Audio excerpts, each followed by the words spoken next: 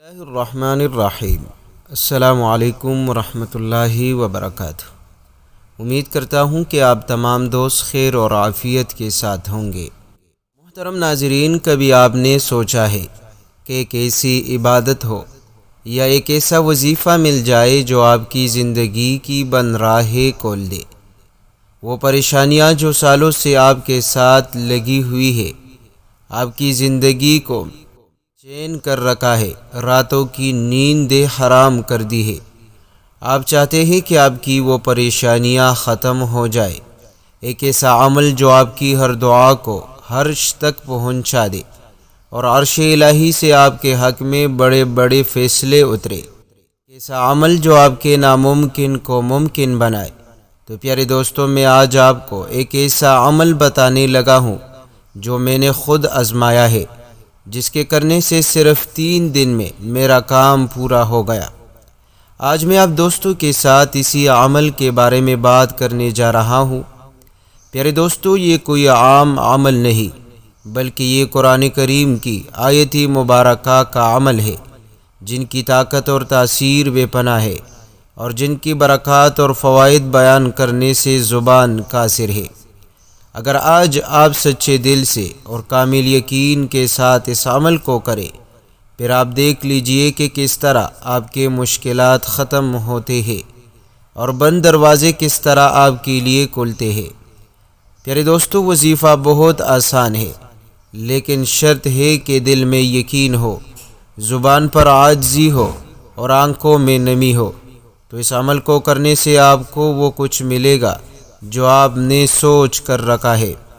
عزت، دولت، شہرت، ترقی، کاروبار، اولاد، شادی، رزق، ہر وہ چیز ملے گا جو آپ رب کریم سے اس وظیفے کے بعد مانگو گے۔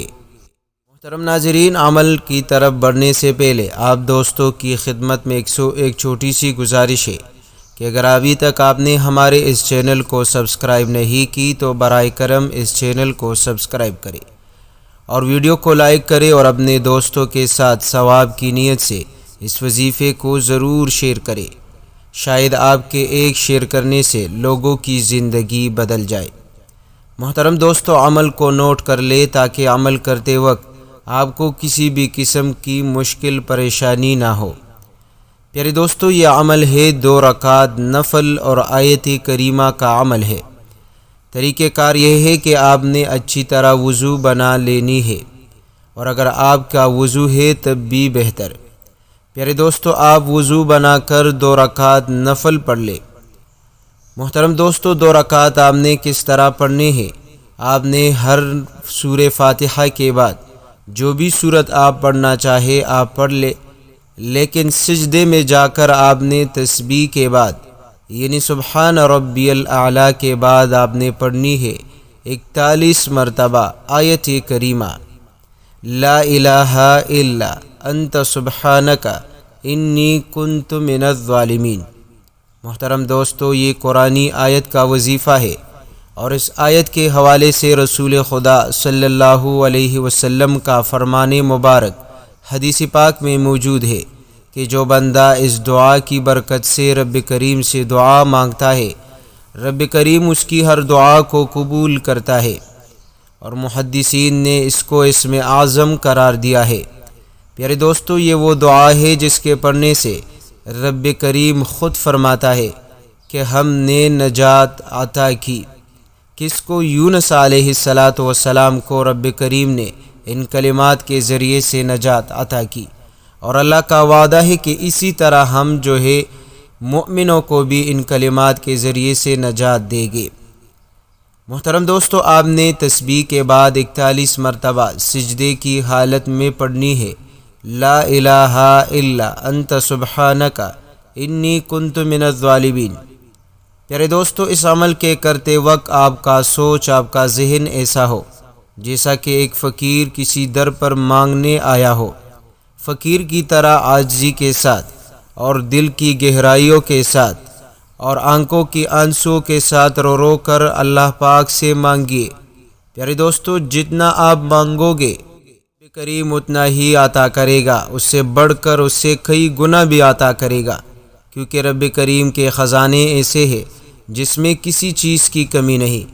اگر آپ کو دولت کی ضرورت ہو تو آپ لاکھ نہیں کروڑ مانگ لیں، انشاءاللہ اگر آپ کا یقین مضبوط ہوگا اور رب کریم پر یقین ہوگا، بھروسہ ہوگا کہ رب کریم عطا کر کے رہے گا، تو انشاءاللہ میرا رب ضرور آپ کو اتنی ہی دولت عطا کرے گا۔